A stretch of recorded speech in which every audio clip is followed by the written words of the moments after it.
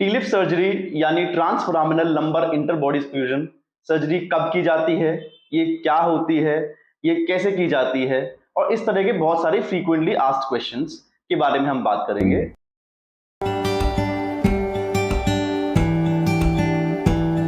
हाय, मैं डॉक्टर ध्रुव शर्मा हूं। मैं एक स्पाइन एंड ऑर्थोपेडिक सर्जन हूं।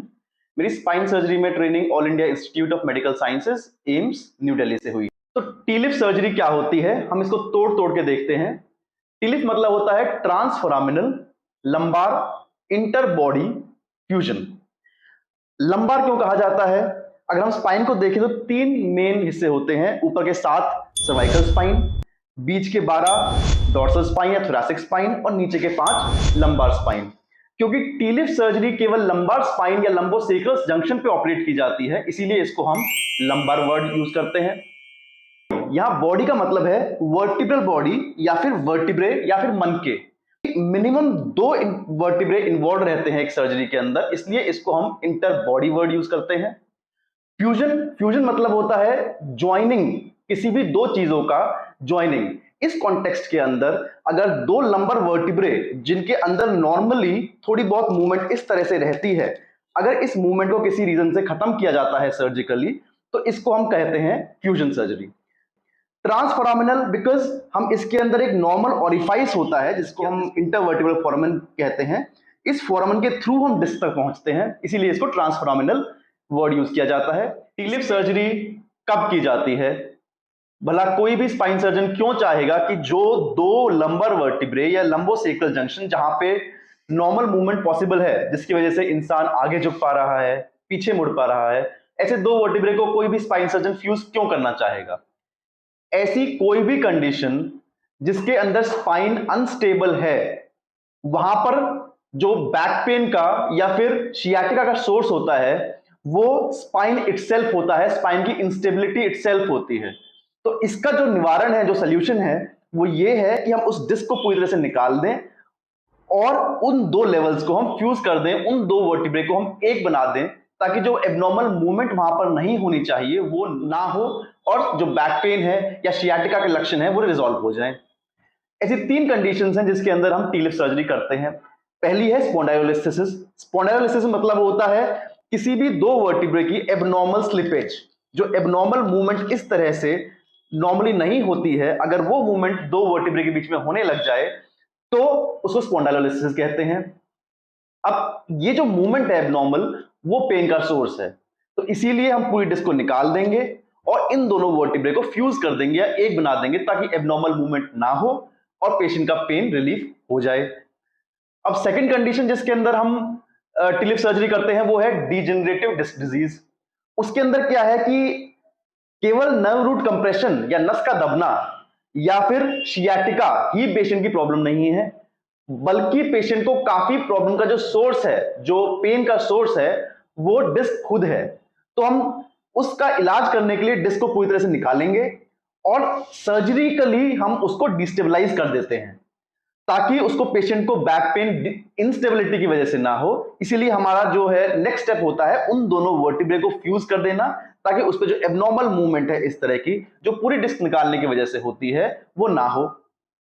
थर्ड रीजन जिसके अंदर हम टिलिप सर्जरी करते हैं वो है recurrent disc herniation. Recurrent disc herniation मतलब होता है जो डिस्क पहले हर्निएट हुई थी उसका इलाज एक बार हो चुका है, अब रिकरेंट दोबारा से डिस्क हर्निएट हो गई है, डिस्क निकल चुकी है। तो इसके अंदर क्या है, हम पहले जो सर्जरी हुई थी उससे कहीं ज्यादा मात्रा में डिस्क निकालेंगे और सर्जिकली वो जो स्पाइन के जो लंबर लेवल्स हैं वो अनस्टेबल हो जाएंगे और उसमें इस तरह की मूवमेंट पोस्ट ऑपरेटिवली हो सकती है। तो ताकि ये प्रॉब्लम ना हो, जैसे कि सेकंड कंडीशन के अंदर थी, इसीलिए हम साथ ही साथ दोनों वर्टिब्रे को फ्यूज कर देते हैं या ज्वाइन कर देते हैं। तो टीलिप सर्जरी हम कैसे करते हैं? अगर हम देखें तो ये लंबर स्पाइन है, ये इसका पीछे का हिस्सा है और ये आगे का हिस्सा है। पेशेंट जो सर्जरी के दौरान इस तरह से लेटा होता है उल्टा, तो यहां स्किन होती है। टिलिप सर्जरी एक ऐसी सर्जरी है जिसके अंदर हम पीछे से ही जाके इस 2 लंबर वर्टिब्रे को आगे से भी और पीछे से भी, मतलब सरकमफ्रेंशियली 360 डिग्रीज फ्यूज कर देते हैं। ये हम करते कैसे हैं?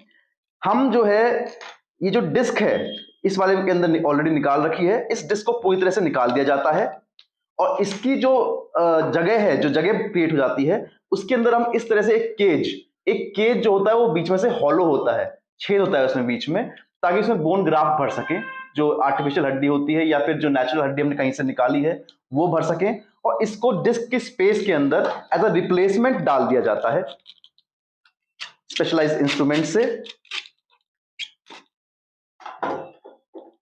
अब ताकि ये जो हमने केज डाला है वो कहीं माइग्रेट ना हो जाए, तो पीछे हम इसको पेचों के माध्यम से फर्दर स्टेबलाइज कर देते हैं।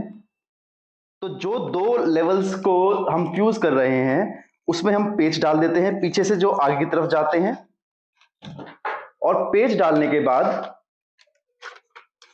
फर्दर स्टेबिलिटी के लिए फिर एंड में हम इसको दोनों स्क्रूज को एक साथ जोड़ देते हैं, एक इस तरह से रॉड डाल के, ताकि ये दोनों जो वर्टिब्रे हैं ये एक की तरह एक्ट करें, they get fuse together as one. अगला सवाल ये है कि टीलिप सर्जरी ओपन सर्जरी है या माइक्रोस्कोपिक है या एंडोस्कोपिक है। ट्रेडिशनली जो है टीलिप सर्जरी एक ओपन सर्जरी हुआ करती थी, लेकिन हम लोग इसको माइक्रोस्कोपिकली करते हैं। सिलेक्टेड केसेस के अंदर जहां पॉसिबल हो पाता है वहां पे हम इसको एंडोस्कोपिकली भी करते हैं, वहां इसका नाम जो है टिलिप नहीं बोला जाता, हम उसको फिर एंडोफ्यूजन बोलते हैं, एंडोफ्यूजन। हम टिलिप सर्जरी के बाद रिकवरी कैसे एक्सपेक्ट करें? जनरली नेक्स्ट डे ही चला दिया जाता है वॉकर के सहारे से और एक एलएस लंबोसेक्रल बेल्ट के सहारे से। अपनी नॉर्मल ड्यूटीज पर रिज्यूम करने के लिए 1 से 1.5 महीना लगता है, करीब कोई 4 से 6 हफ्ते, और जो हड्डी फ्यूज होनी है वो करीब 3 महीने में फ्यूज हो जाती है। तो टिलिप सर्जरी के सक्सेस रेट क्या है? ये मेनली डिपेंड करता है कि आपकी सर्जरी से पहले असेसमेंट सही से हुई है या नहीं, आपकी क्लिनिकली भी और रेडियोलॉजिकली भी। अगर आपको सही में टिलिप सर्जरी इंडिकेटेड है तो हमारे सेंटर पे इसके सक्सेस रेट 95 to 98% हैं। अगर आप भी हमसे कंसल्ट करना चाहते हैं तो नीचे दिए गए नंबर पे कॉन्टैक्ट कर सकते हैं। Thank you.